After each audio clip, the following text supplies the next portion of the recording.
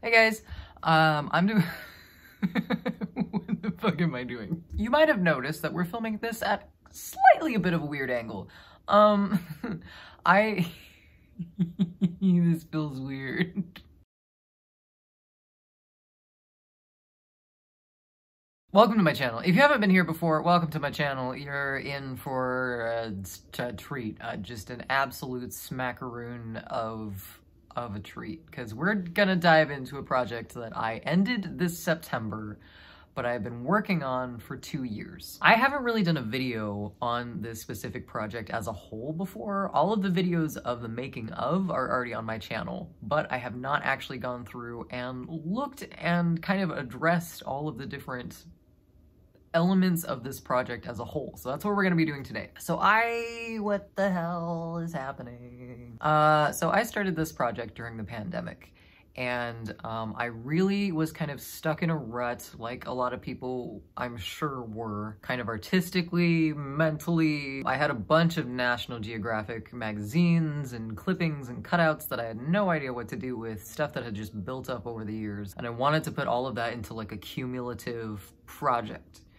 For a couple of reasons. One, I wanted to get rid of all the material. I had way too much material to work with for projects that I had no idea what I was even gonna do with them. Two, I wanted to kind of break out of the rut that I was kind of getting into with making things digitally, but also trying to just paint and be just a painter, which I don't recommend doing. Three, I wanted to do a series. I had never done a series before with my art, and I wanted to kind of branch out and try a different format of art creation. This project is called Psych 153. It went through a lot of different names before that. I called it the Psychology of Man for a long time. But basically what this is I took an old psychology book from the 60s, I believe. I'm gonna have to look at the copyright, and took bits and pieces of the book and different pages and turned them into a series of collages that dealt with a lot of both internal emotional processing type stuff, lots of mental health, but also a lot of like the political turmoil that was happening, and just some really existential thoughts went into this project. I haven't opened the book since I finished it. I put it in a trunk. The trunk stayed in Idaho while I was in Colorado, and then on our way back up, moving to the coast, I picked up the trunk and have brought it with me. So it hasn't been opened. Some pages I'm really afraid are gonna be moldy because they had food product in them. So I'm a little anxious to open it back up. But I think it would be cool to go through this now that the project is over. I have them up on TikTok as well with some supplementary content. The book is shut, the project is done, but I just want to go back and look over some of my favorite entries in it, the project as a whole, and I don't know, just kind of dissect it a little bit and see how I feel about it now that the project is over. So let's get into it. So this is the book. This is the book. I tied it up with this to try and keep it closed. This book itself would not stay closed on its own. So this was meant to tighten it down. It's very Necronomicon-esque. It has a lot of shit in it. The front cover of the book obviously has been done. I redid the spine and everything. This was all one. Front and the back are both considered entries of the book itself. There's 108 entries total in this book.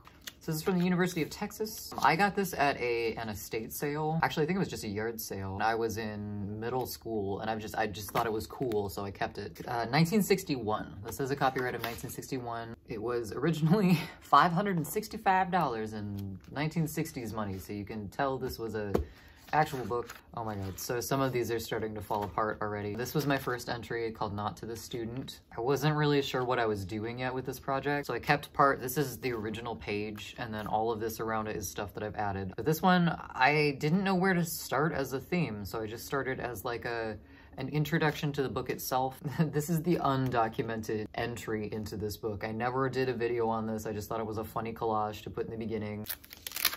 I'm not sure if this was part of it or not. One page out of a magazine with one line kept from the book. So some of them were really, really simple. Some of them had a lot more complexity. Like this one had the arms cut out.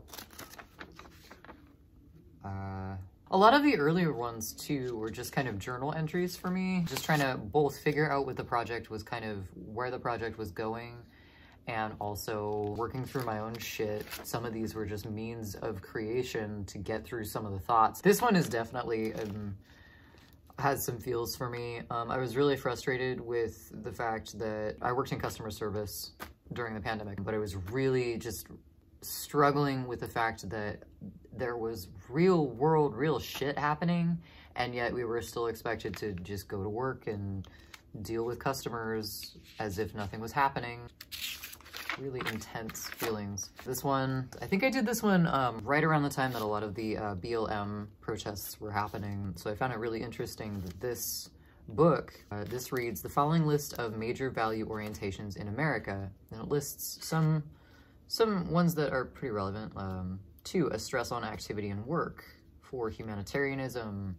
8, an avowal to an extent, the practice of equality. And then you get down to 15, and 15 is a belief in racism and group superiority. Really interesting in a psychological context that was in a psychology book. I didn't want to leave out what this book was and what this book, the thought processes that were in the book itself. And I just thought that was interesting to point out at the point in time that I was making the piece as well. There were some butterflies that I was going to spread and do shadow boxes with, but they molded in the containers, so I salvaged the wings.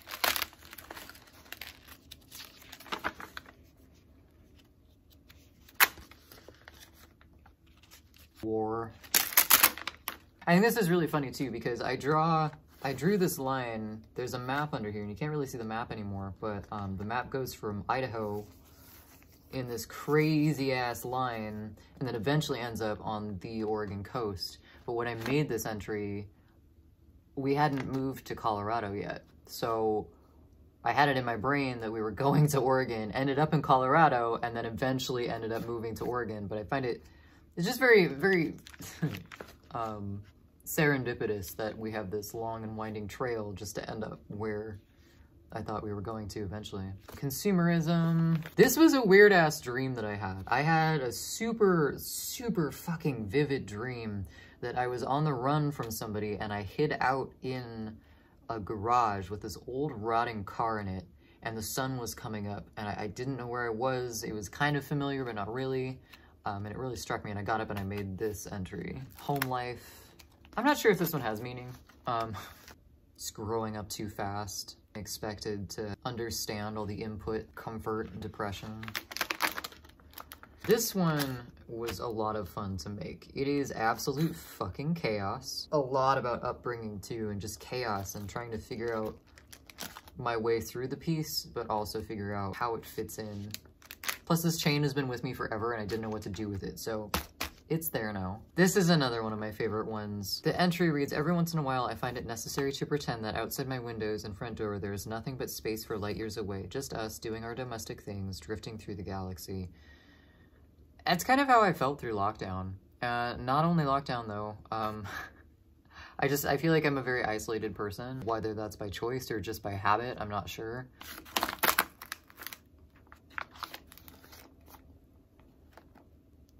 More about isolation. Trying to stand on your own 2 feet.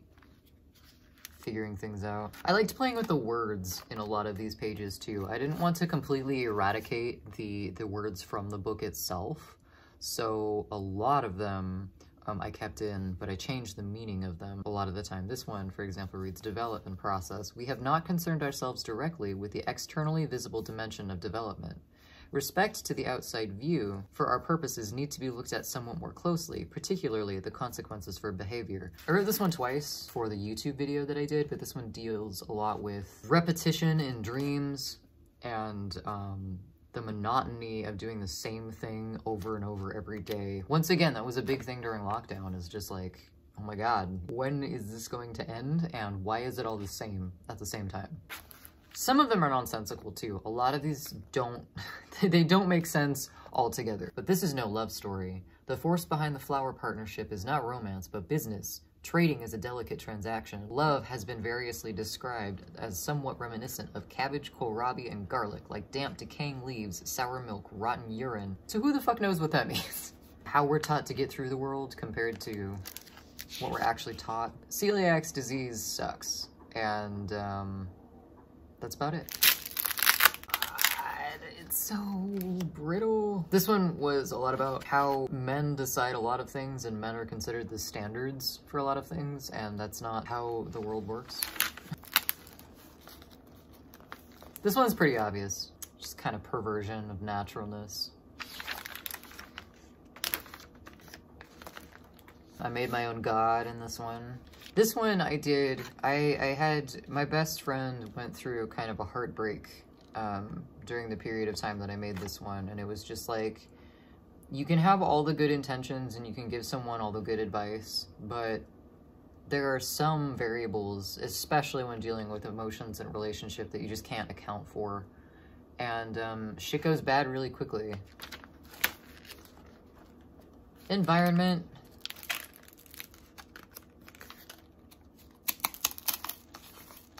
Oh my god. Oh no.